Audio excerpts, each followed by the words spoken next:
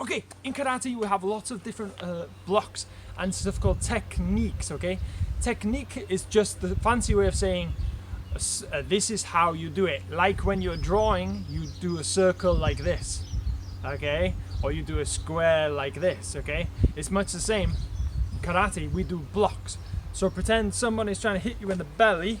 Ugh, not good. Bring one hand, okay? Put your hands like this. Bring this hand to your shoulder and then sweep past your belly, okay? Shoulder, sweep past your belly, okay? This is called the Gidanuki down block, okay? Ready? Shoulder sweep. I'm sitting on a chair, that's fine if you have to do this. Shoulder sweep. Shoulder sweep. So imagine that hand here.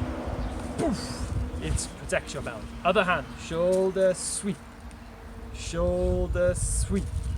Shoulder sweep. Good. Protect that belly. Okay, well done, everybody.